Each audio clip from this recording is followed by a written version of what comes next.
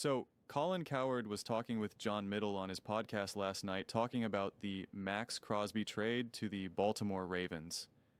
Now he discussed saying that he actually thought that the Raiders were going to keep Maxx Crosby, or that they, Snorts, should have kept Maxx Crosby because they could pay for him. And they're not paying, you know, their quarterback, their future quarterback, and that they have these, they already have this draft capital, and that they'll be able to kind of draft and not pay those guys, but they moved on from him, and it's not too terrible of a move, but it's kind of interesting. Interesting because I expected him to come out uh, a lot more strongly towards it, right? A lot more passionate towards it, and he didn't. But I mean, listen, this was on Sunday. I guess the herd is not on until Wednesday, I guess. So we'll see what he says come time Wednesday. But it seems like in this podcast he was kind of shooting from the hip. Him and John Middleoff, the comment section is pretty funny. I'll leave it at that. But I mean, I'm curious to hear Colin's like actual more targeted thoughts with regards to this. Yeah, I mean, to me, when that trade happened, I made the video as soon as I could on Saturday, and I'm 100% on board with it. Not a shadow of a doubt, not a question, not, well, they could, no, 100% supportive. I was hemming and hawing about all these other teams that could potentially trade for me, Crosby, where I was like, well, it could work and this and that. And I was like trying to go like, and just going a little bit of left, a little bit of right, a little bit of up, a little bit down. With the Las Vegas Raiders, to me, it's just an undeniable great move. I 1000% love it. It's the smart thing to do where you're at in this timeline with your team. You're starting new. It's a new era. You got an absolute haul. You're set up now to have back-to-back drafts and just knock it out of the park. I mean, if you just have a competent draft, this draft and next, I mean, you have a legitimate fortified team on both sides of the ball. You got your offensive coach, you got your quarterback of the future. You're set up. You're set up for years.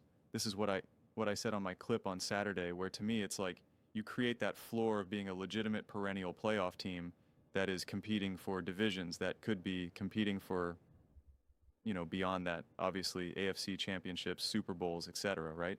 If you play your cards right and build a good enough team just in this back-to-back drafts, right? And as long as Clint Kubik is just good and Mando and Mendoza is just good, it's like your floor. I think I said that like the Dallas Cowboys, from Dak, Prescott moving onward, from 2017 onward. I think that's what I said. And then I said, even like the Romo years, it's like that's your floor. That's the floor, which quite frankly, considering who the Raiders have been, that's amazing. That's awesome. And again, to emphasize again as much as I can, not saying that's the goal. I'm not saying that's, the top. That's what the expectation is. I'm just saying that becomes the floor where year after year you just know, hey, the Raiders are going to be in the hunt, right? How do they get beyond that, right? How do they have more success than a Dallas Cowboys team? It's like a little bit in free agency, getting lucky and drafting that great, wide receiver in the fourth round, but whatever it may be, right? Like it's just little things like that. And I talk about the kind of like the timeline and the timing of all of this, and I've been banging this drum now, really kind of in the middle of, I feel like near the end of last season, that just when you look around the league, when you look around just the division itself, the Chiefs, the Broncos, the Chargers, the Raiders, considering the youth of their team and the situation that they're just potentially in such a perfect spot from a timeline perspective of that when their team comes into their own and they're ready to go, these other teams are going to be forced to make difficult situations. Their money is going to be tied up with their quarterback.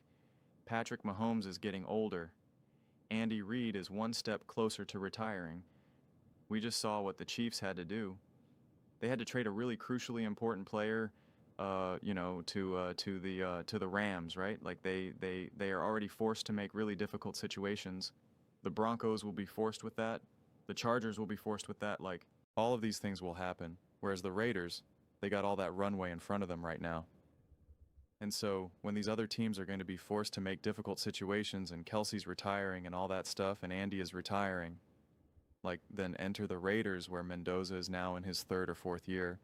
Like he's ready to go. He's full swing. Like the timing alone to me is so spot on and so perfect for the Raiders.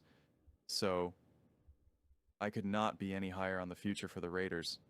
I'm really, really excited, really, really optimistic to see the trajectory of where things can go for them. And I'm telling you, if you take away one thing from what I'm saying, I'm telling you the timing, the timing, the timing, the timing. The Raiders again, if they play their cards right, when they enter into the best version of themselves, there's a great chance that you'll look around and say, well, these other teams, other are in a little bit of a retooling, a reworking. Josh Allen's older, Lamar Jackson's older, Patrick Mahomes is older, Joe Burrow's. Like you're looking around the league, man. You're looking around the league and you're like, all right, things are kind of changing a little bit. It's no longer the same faces again and again and again and again and again. And enter the Las Vegas Raiders. Timing is everything. Timing is everything. Patrick Mahomes and the Kansas City Chiefs were able to be dominant for years, in part due because the division was awful, and there was just a revolving door of coaches and quarterbacks. Tom Brady was able to be dominant in part due to his division, there was no Josh Allen. There was none of that. That the Jets have been a joke. The Dolphins have been a joke, right? Like this is part of it. All great teams are able to do it. The Cowboys and the Eagles have been able to take advantage of the Commanders and the Giants for the last like decade or so, right? So like those things matter. Those things go a long, long way and really help. And that's just division, let alone some of the rest of the teams that are obviously around the league, let alone your conference. So good things to come ahead. Good things to come ahead. Exciting times. I don't know where Colin is. Is he on a boat? Is he going on vacation? What's going on? Let me know your thoughts. I read every single comment, so whether you agree with me or disagree with me, either way, let's get some discussions, get at some fights, but ultimately, let's just have some fun. And please do consider subscribing. We're building an amazing community here, and absolutely love to see you part of it. I want to build something that we all generally feel connected to, something that we're really excited to be a part of. I think we're well on our way to doing it. Please don't forget to give this video a thumbs up, as it really does help the visibility and the algorithm. Thank you so much.